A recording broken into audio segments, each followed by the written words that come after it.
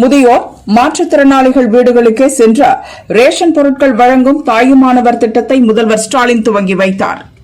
சட்டசபை தேர்தல் தோல்வி பயத்தால்தான் தாயுமானவர் திட்டத்தை திமுக அரசு செயல்படுத்துகிறது என தமிழக பாஜக தலைவர் நயினா நாகேந்திரன் குற்றம் சாட்டியுள்ளார். கல்லறை திருநாளன்று ஆசிரியர் தகுதி தேர்வு அறிவிக்கப்பட்டிருப்பது வருத்தம் அளிக்கிறது. உடனடியாக தேர்வை வேறொரு தேதிக்கு மாற்றி அறிவிக்க வேண்டும் என அதிமுக பொதுச் செயலாளர் பழனிசாமி வலியுறுத்தியுள்ளார். பாமக நிறுவனருக்கு அழைப்பு விடுக்காமல் பொதுக்குழு நடத்தியது சட்டவிரோதம் என்று குறிப்பிட்டு அன்புமணிக்கு எதிராக நடவடிக்கை எடுக்க கோரி தேர்தல் ஆணையத்திற்கு ராமதாஸ் தரப்பில் கடிதம் எழுதப்பட்டுள்ளது. மதுரையில் நடக்கும் தாவேகாவின் 2வது மாநில மாநாடு வாகை சூடும் வரலாறு திரும்புகிறது, வெற்றி பேரணியில் தமிழ்நாடு என்ற மைய கருத்தை முன்வைத்து நடத்தப்படும் என அக்கட்சியின் தலைவர் விஜய் அறிவித்துள்ளார். தூத்துக்குடி பொட்டலூரணி கிராமத்தில் அமைந்துள்ள மீன் கழிவு ஆலைகளை மூடக்கோரி அப்பகுதி மக்கள் போராட்டம் நடத்தி வரும் நிலையில் முதல்வர் ஸ்டாலினோ தூத்துக்குடி எம்பி கனிமொழியோ திமுகவினரோ அவர்களை கண்டுகொள்ளவில்லை என தமிழக பாஜக முன்னாள் தலைவர் அண்ணாமலை கூறியுள்ளார். பழனி முருகன் கோவிலில் பக்தர்களிடம் முருகன் மாநாடு மலர் கட்டாயமாக விற்பனை செய்யப்படுவதற்கு கண்டனம் தெரிவித்த பாமக தலைவர் அன்புமணி, அந்த மலரில் பெரும்பாலும் ஸ்டாலின் போட்டோக்களே நிறைந்திருப்பதால் அவர் எப்போது முருகராக மாறினார் என்ற கேள்வி எழுப்பியுள்ளார். முதியவர்களுக்கு வீட்டிற்கே சென்று ரேஷன் வழங்கும் திட்டத்தை விஜயகாந்த் முதல் தேர்தல் அறிக்கையிலேயே தெரிவித்தார்.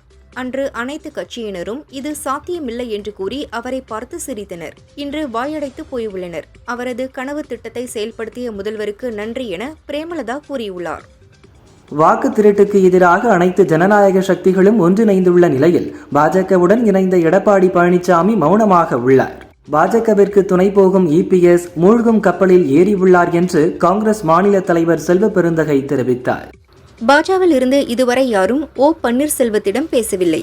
இருப்பினும் அவர் தேசிய ஜனநாயக கூட்டணிக்கு வருவார் என அமமுக பொதுச் செயலாளர் டிடிவி தினகரன் கூறியுள்ளார். பணிக்கு திரும்புமாறு சென்னை மாநகராட்சி விடுத்த வேண்டுகோளை ஏற்க மறுத்த தூய்மை பணியாளர்கள் போராட்டம் தொடரும் என அறிவித்துள்ளனர். சென்னையில் போராடி வரும் தூய்மை பணியாளர்களுடன் பேச்சுவார்த்தை நடந்து வருகிறது. சுமூக தீர்வு எட்டப்படும். முதல்வர் விரைவில் நல்ல முடிவு எடுப்பார் என அமைச்சர் நேரு கூறினார். மதிமுக ஒருபோதும் பதவிக்காக கூட்டணி வைத்தது இல்லை, கொள்கைக்காகவே கூட்டணி வைப்போம் என மதிமுக பொதுச் செயலாளர் வைகோ கூறியுள்ளார். உலகிற்கு தேவைப்படும் போதெல்லாம் இந்தியா எழுச்சி பெறுகிறது. எழுச்சி பெறுவதுடன் உலகில் தனக்கென ஒரு இடத்தை இந்தியா உருவாக்கி வருகிறது என RSS தலைவர் மோகன் பாகவத் தெரிவித்தார். தேர்தல் ஆணையத்தின் வாக்காளர் பட்டியலில் 124 வயதுடைய வாக்காளர்களாக பதிவு செய்யப்பட்டதாக கூறப்படும் மின்டா தேவியின் பெயர் பொறிக்கப்பட்ட டி-ஷர்ட்டுகளை அணிந்து பார்லியில் கிண்டி கூட்டணி எம்பிகள் போராடினர். தெருநாய்களை பிடிக்க சுப்ரீம் கோர்ட் பிறப்பித்த உத்தரவுக்கு லோக்சபா எதிர்க்கட்சித் தலைவர் ராகுல் எதிர்ப்பு தெரிவித்துள்ளார். குரலற்ற ஜீவன்களை மொத்தமாக பிடித்து செல்வது கொடூரமானது, குறுகிய பார்வை கொண்டது, இரக்கமற்றது என்றும் கூறியுள்ளார். காசாவில் இனப்படுகொலை நடக்கவில்லை. அங்கு நடக்கும் பெரும்பாலான கொலைகளுக்கு ஹமாஸ் பயங்கரவாதிகளே காரணம் என்ற பிரியங்காவின் குற்றச்சாட்டுக்கு இந்தியாவுக்கான இஸ்ரேல் தூதர் பதிலளித்துள்ளார். இந்திய பொருட்களுக்கு 50% வரியை அதிபர் டிரம்ப் விதித்துள்ள நிலையில் அமெரிக்கா வரி விதிப்பின் பாதிப்பை குறைக்க மத்திய கிழக்கு மற்றும் ஆப்பிரிக்கா ஆகியவற்றில் உள்ள 50 நாடுகளுக்கு ஏற்றுமதியை அதிகரிக்க மத்திய அரசு திட்டமிட்டுள்ளது. மோடி அரசு கடினமாக பணியாற்றி வருவதுடன் நல்ல பணிகளை செய்து கொண்டிருப்பதாக மறைந்த காங்கிரஸ் தலைவர் அகமது பட்டேலின் மகன் பைசல் பட்டேல் பாராட்டியுள்ளார். வடமேற்கு மற்றும் அதனை ஒட்டியுள்ள மத்திய மேற்கு வங்கக்கடல் பகுதிகளில் நாளை காற்றழுத்த தாழ்வு பகுதி உருவாகக்கூடும் என சென்னை வானிலை மையம் தெரிவித்துள்ளது. இதனால் இன்று முதல் 15ஆம் தேதி வரை மீனவர்கள் கடலுக்கு செல்ல வேண்டாம் என அறிவுறுத்தப்பட்டுள்ளது. திருவள்ளூர், ராணிப்பேட்டை, திருவண்ணாமலை, விழுப்புரம், கள்ளக்குறிச்சி, கடலூர், நீலகிரியின் ஓரிரு இடங்களில் நாளை கனமழை பெய்ய வாய்ப்புள்ளதாக வானிலை மையம் தெரிவித்துள்ளது. இந்தியாவுக்கான வரி விதிப்பால் ரஷ்ய பொருளாதாரம் கடுமையாக பாதிக்கப்பட்டுள்ளதாக அமெரிக்க அதிபர் டிரம்ப் கூறியுள்ளார். சீனாவுக்கு விதிக்கப்பட்டிருந்த 145% வரி விதிப்புக்கான தடை மேலும் 90 நாட்களுக்கு நீட்டிக்கப்படுவதாக அமெரிக்க அதிபர் டிரம்ப் தெரிவித்துள்ளார். அத்திக்கடவு அவிநாசி திட்டத்தில் திமுக அரசுக்கு துளியும் அக்கறை இல்லை என்பதை தெள்ள தெளிவாக காட்டுகிறது என தமிழக பாஜக தலைவர் நயினார் நாகேந்திரன் குற்றம் சாட்டியுள்ளார். இஸ்லாமாபாத்தில் உள்ள இந்திய தூதரகத்துக்கு கேஸ், குடிநீர், செய்தித்தாள் ஆகியவற்றை விநியோகிக்கக்கூடாது என பாகிஸ்தான் தடுத்ததால் பதற்றம் ஏற்பட்டுள்ளது. திருப்பரங்குன்றம் மலைக்கு சிக்கந்தர் மலை என்ற பெயரும் உண்டு. அங்கு ஆடு, கோழி பலியிடும் நடைமுறையும் ஏற்கனவே உள்ளது என ஹைகோர்ட் மதுரை கிளையில் தமிழக அரசு தரப்பில் வாதிடப்பட்டது. மகள் ஸ்ரீகாந்திமதிக்கு பாமகவில் அல்லது வன்னியர் சங்கத்தில் முக்கிய பொறுப்பை வழங்க முடிவு செய்துள்ள ராமதாஸ் அன்புமணியின் செயல் தலைவர் பதவியை பறிக்கவும் திட்டமிட்டுள்ளார். தூய்மை பணிகளை தனியாருக்கு தாரை வார்த்து பணியாளர்களின் வாழ்வாதாரத்தை இழக்க வைத்ததே வெற்று விளம்பர மாடல் திமுக அரசின் சாதனை என தவிக தலைவர் விஜய் காட்டமாக கூறியுள்ளார். இந்து மதத்தை இழிவாக பேசியவர்கள் மீது திமுக அரசு நடவடிக்கை எடுக்க மறுத்து வருகிறது என இந்து முன்னணி மாநில தலைவர் காடேஸ்வரா சுப்பிரமணியம் கண்டனம் தெரிவித்துள்ளார். டெல்லி மனநல மருத்துவமனையில் நடிகை மீரா மிதுன் அட்மிட் செய்யப்பட்டுள்ளார். அவர் குணமடைந்ததும் ஆஜர்படுத்தப்படுவார் என சென்னை முதன்மை கோர்ட்டில் போலீசார் கூறியுள்ளனர். பிறப்பு சான்றிதழ் ஆதார் அட்டை இல்லாததால் நரிக்குறவர் சமுதாயத்தைச் சேர்ந்த மாணவன் அரசு பள்ளியில் இருந்து வெளியேற்றப்பட்டுள்ளார். திமுக அரசின் சமூக நீதி பேச்சில் மட்டுமே உள்ளது, செயலில் அல்ல என்று தமிழக பாஜக முன்னாள் தலைவர் அண்ணாமலை கூறியுள்ளார். சென்னை நுங்கம்பாக்கத்தில் உள்ள நட்சத்திர ஹோட்டல் உரிமையாளர் பெரியசாமி வீட்டில் சிபிஐ அதிகாரிகள் சோதனை செய்கின்றனர். ஹோட்டல் மட்டுமின்றி பல்வேறு தொழில் கல்வி நிறுவனங்களை பெரியசாமி நடத்தி வருகிறார்.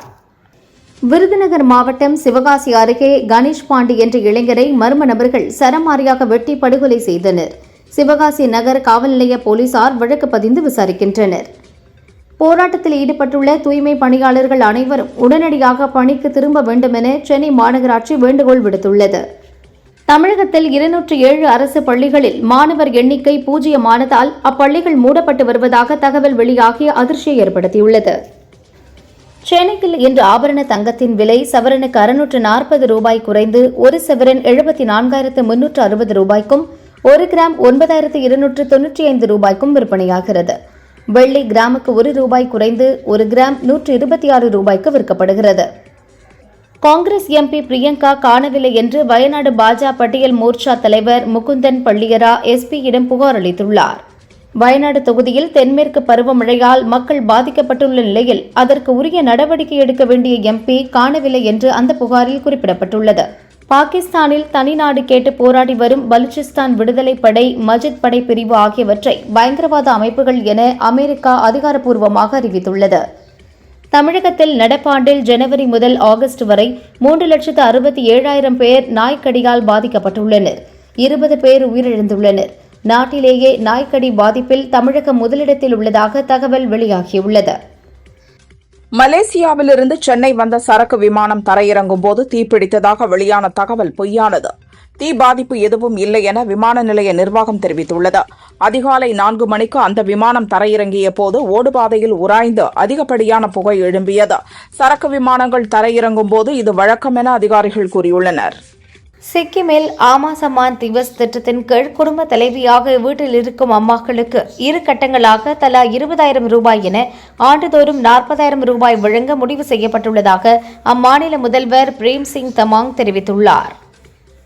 தமிழகத்தில் நடப்பாண்டுக்கான ஆசிரியர் தகுதி தேர்வு நவம்பர் 1 மற்றும் 2ஆம் தேதிகளில் நடத்தப்படும் என ஆசிரியர் தேர்வு வாரியம் அறிவித்துள்ளது. சுதந்திர தினம் மற்றும் தொடர் விடுமுறையை முன்னிட்டு நாளை முதல் சுமார் 200 சிறப்பு பஸ்கள் இயக்கப்படும் என போக்குவரத்து கழகம் அறிவித்துள்ளது.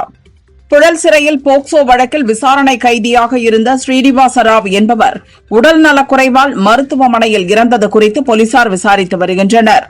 உலக யானைகள் தினத்தில் தமிழகத்தின் இயற்கை மரபையும் வரலாற்றையும் செழுமைப்படுத்துவதில் யானைகளின் அளப்பரிய பங்கினை குறித்து சிந்தித்து பார்ப்போம்.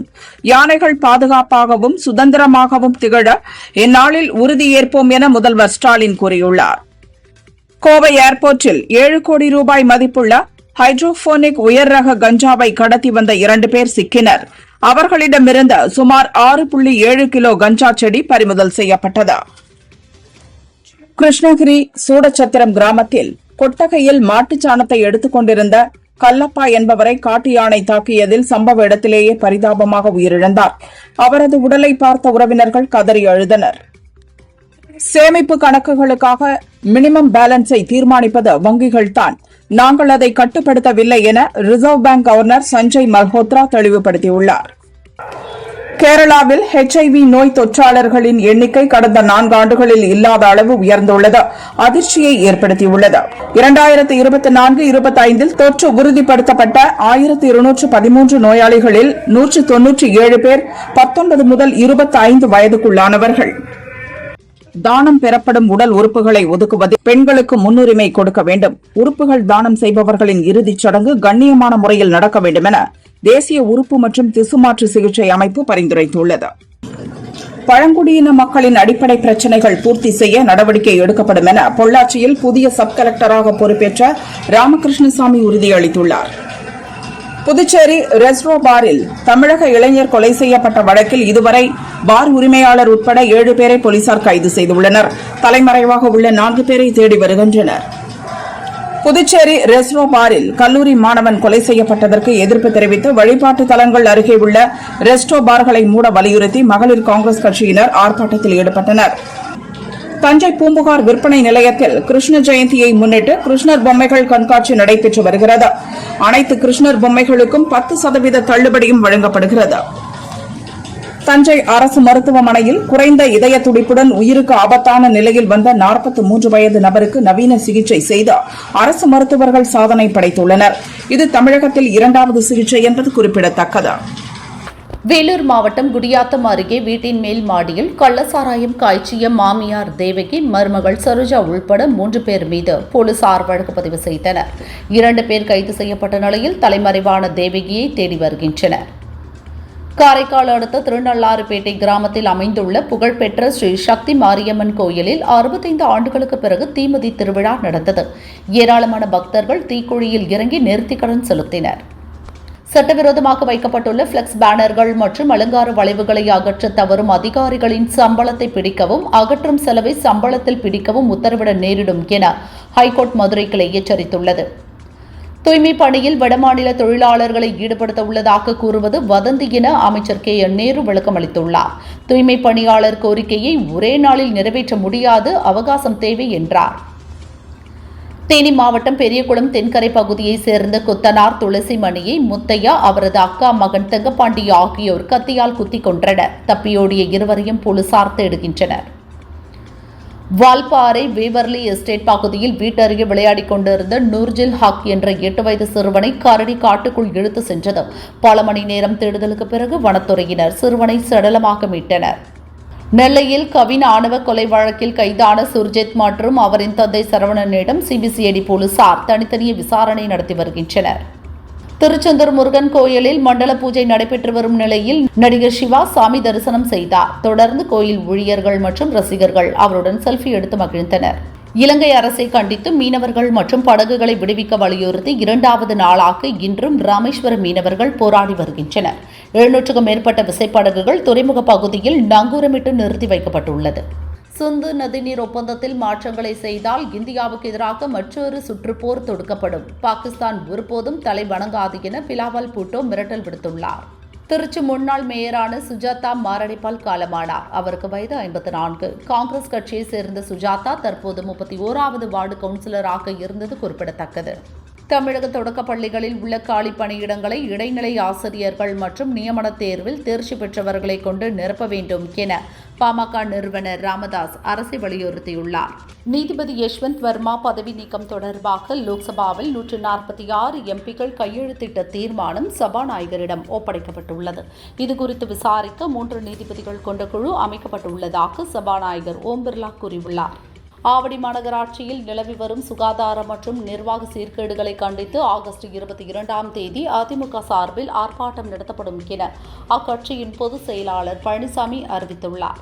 ஜாதி மோதல்களை உருவாக்கும் நோக்கில் கருத்துக்களை தெரிவித்து வருவதாக யூடியூப் பிரபலம் வாட்டர்மெலன் ஸ்டார் திவாகர் மீது நடிகை ஷகிலா சென்னை கமிஷனர் ஆபீஸில் புகார் அளித்துள்ளார்.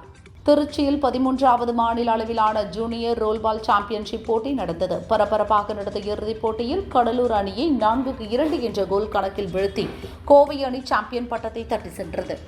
டீக்கடை முன் கத்தியால் குத்திக் கொண்ட இருவரை தடுத்து நிறுத்தி இருவரையும் மருத்துவமனைக்கு அனுப்பி வைத்த தூத்துக்குடி தென்பாகம் போலீஸ் SI தரணியா தைரியமாக செயல்பட்டதாக கூறி SP ஆல்பர்ட் ஜான் அவருக்கு சான்றிதழ் வழங்கி பாராட்டினார்.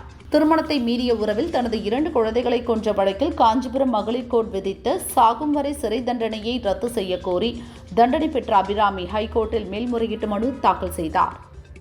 ஹாலிவுட் நடிகை மோனிகா பெலூசியின் ரசிகர்களான இயக்குனர் லோகேஷ், இசையமைப்பாளர் அனிருத் ஆகியோர் கூலி படத்தில் மோனிகா பாடலை வைத்தனர். இதற்கு பூஜா ஹெக்டே ஆடினார். ரசிகர்களிடம் வரவேற்பை பெற்ற இந்த பாடலை மோனிகா பெலூசியும் ரசித்துள்ளார். இதுதான் தனக்கு கிடைத்த பெரிய பாராட்டு என்கிறார் பூஜா. நடிகை நித்தி அகர்வால் ஆந்திராவின் பீமாவரம் நகரில் நடந்த தனியார் நிகழ்ச்சிக்கு அரசு வாகனத்தில் வந்தது சர்ச்சையானது. இதற்கும் எனக்கும் எந்த தொடர்பும் இல்லை. விழா ஏற்பாட்டாளர்கள்தான் அதை அனுப்பினர். நான் அரசு வாகனம் கேட்கவில்லை என நித்தி விளக்கம் கொடுத்துள்ளார். ரத்து செய்யப்பட்ட ஓட்டுநர் உரிமத்தை மீண்டும் வழங்கக் கோரி யூடியூபர் TTF வாசன் தொடர்ந்த வழக்கை சென்னை ஹைகோர்ட் தள்ளுபடி செய்துள்ளது. புதுச்சேரியில் எய்ட்ஸ் நோயால் பாதிக்கப்பட்டவர்களின் குழந்தைகளுக்கு உதவித்தொகை மாதம் ரூபாய் 3000 உயர்த்தி வழங்கப்படும். சிகிச்சைக்கான பயண செலவு ரூபாய் 400 இருந்து ரூபாய் 1000 உயர்த்தி வழங்கப்படும் என முதல்வர் ரங்கசாமி தெரிவித்தார். 30% ஊதிய உயர்வு கேட்டு வரும் அக்டோபர் மாதம் போராட்டத்தில் ஈடுபட போவதாக 108 ஆம்புலன்ஸ் ஊழியர்கள் அறிவித்துள்ளனர். வாக்காளர் பட்டியல் தீவிர திருத்தத்தை அமல்படுத்தும் முன் உடனடியாக லோக்சபாவை கலைக்க வேண்டுமென திரிணாமுல் காங்கிரஸ் வலியுறுத்தி உள்ளது. பாஜகவிற்கு எதிராக நாங்கள் நடத்திய போராட்டம் ஒரு தொடக்கம் மட்டுமே என்றும் கூறியுள்ளது. அவினாசி சீனிவாசபுரத்தில் எழுந்தருளி உள்ள 10 கை மகா காளியம்மன் மற்றும் எல்லை மாகாளியம்மன் கோயிலில் ஆடி பொங்கல் விழா இன்று சிறப்பாக நடைபெற்றது. சிறப்பு அலங்காரத்தில் அருள் பாலித்த அம்மனை ஏராளமான பக்தர்கள் தரிசனம் செய்தனர். புதுச்சேரி அருகே உள்ள பட்டானூரில் வரும் 17ஆம் தேதி நடக்க உள்ள பாமக பொதுக்குழு கூட்டம் குறித்து மூத்த நிர்வாகிகளுடன் கட்சி நிறுவனர் ராமதாஸ் தைலாபுரம் தோட்டத்தில் இன்று ஆலோசனை நடத்தினார். நாமக்கல் கொல்லிமலையில் கல்லூரி மாணவிக்கு பாலியல் தொந்தரவு கொடுத்த வாடவந்திராடு போலீஸ் சிறப்பு SI மோகன் கைது செய்யப்பட்டுள்ளார். ரஜினி நடித்து நாளை மறுநாள் வெளியாக உள்ள கூலி படம் அமெரிக்க பிரீமியர் முன்பதிவில் $2 மில்லியன் வசூலை கடந்து புதிய சாதனை படைத்துள்ளது. இந்திய ரூபாய் மதிப்பில் சுமார் 17 கோடியே 53 லட்சம் ரூபாய். தமிழ் படம் ஒன்று இவ்வளவு வசூலை முன்பதிவில் குவிப்பது இதுவே முதல் முறை. அதிமுக ஒரு ஏரியை கூட ஒழுங்காக தூர்வாரவில்லை. பாலாறு மாசுபடுவதை தடுக்க நடவடிக்கை எடுக்க வேண்டுமென உச்சநீதிமன்ற உத்தரவை நாங்கள் நடைமுறைப்படுத்த நடவடிக்கை எடுப்போம் என அமைச்சர் துரைமுருகன் தெரிவித்தார். வேலூர் குடியாத்தம் வைத்தீஸ்வர நகர் பகுதியில் உள்ள பழமை வாய்ந்த கருமாரியம்மன் கோயிலில் அம்மன் சிலையின் இடது கண்களில் இருந்து தண்ணீர் வடிந்ததால் பரபரப்பு ஏற்பட்டது. பக்தர்கள் திரண்டு தரிசனம் செய்தனர். புதுச்சேரி முதலியார்பேட்டையைச் சேர்ந்த ஓவியர் குமார் நடிகர் ரஜினிகாந்த் நடிப்பில் வெளியாக உள்ள கூலி படத்தை வரவேற்கும் விதமாக பெயிண்ட் டப்பாக்களை கொண்டு ரஜினி ஓவியம் மற்றும் பாட்டில் மூடிகளை கொண்டு ரஜினி 3D ஓவியம் போன்றவற்றை உருவாக்கியுள்ளார். போர்ச்சுகல் கால்பந்து ஜாம்பவான் கிறிஸ்டியானோ ரொனால்டோ தனது நீண்ட நாள் காதலியான அர்ஜென்டினா ஸ்பானிஷ் மாடலான ஜார்ஜினியாவை திருமணம் செய்ய உள்ளார். அவர்களது திருமண நிச்சயதார்த்த மோதிரம் அணிந்த புகைப்படத்தை பகிர்ந்து ஜார்ஜினா அறிவித்துள்ளார். பெண்களுக்கான ஸ்பீட் செஸ் சாம்பியன்ஷிப் ஆன்லைனில் நடக்கிறது. இதில் இந்தியாவின் திவ்யா சீனாவின் லை டிங்ஜியை 10-3 என்ற புள்ளிக்கணக்கில் வீழ்த்தி காலிறுதிக்கு முன்னேறினார். சென்னையில் பணி நிரந்தரம் உள்ளிட்ட கோரிக்கைகளை வலியுறுத்தி போராடி வரும் தூய்மை பணியாளர்களை தவிக தலைவர் விஜய் நேரில் சந்தித்து ஆதரவு தெரிவித்திருக்க வேண்டும் என்கிறார் நடிகர் தாடி பாலாஜி. திருப்பதி மலைப்பாதையில் வாகனங்கள் செல்ல இனி ஃபாஸ்டாக் கட்டாயம் என தேவஸ்தானம் தெரிவித்துள்ளது. இந்த புதிய நடைமுறை வரும் 15ஆம் தேதி முதல் அமல்படுத்தப்படுகிறது.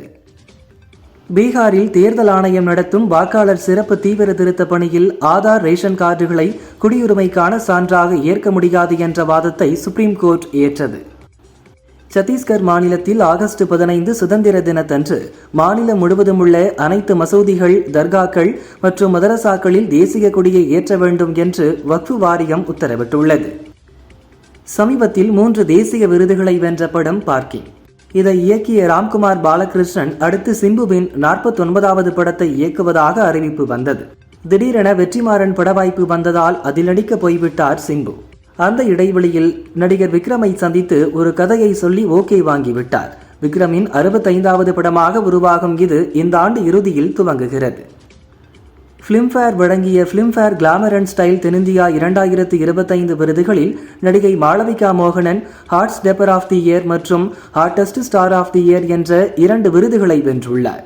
அந்த போட்டோவை பகிர்ந்து ஒரே இரவில் 2 விருதுகள், ஒரே இரவில் இவ்வளவு ஹாட் என்று அழைக்கப்படுவதை என்னால் கையாள முடியாத அளவிற்கு இருக்கிறது என்று மகிழ்ச்சியுடன் குறிப்பிட்டுள்ளார். மலையாள நடிகர் ஷேன் நிகமின் 25வது படமாக பல்டி உருவாகிறது. ஹீரோயினாக பிரீத்தி அஸ்ரானி நடிக்கிறார்.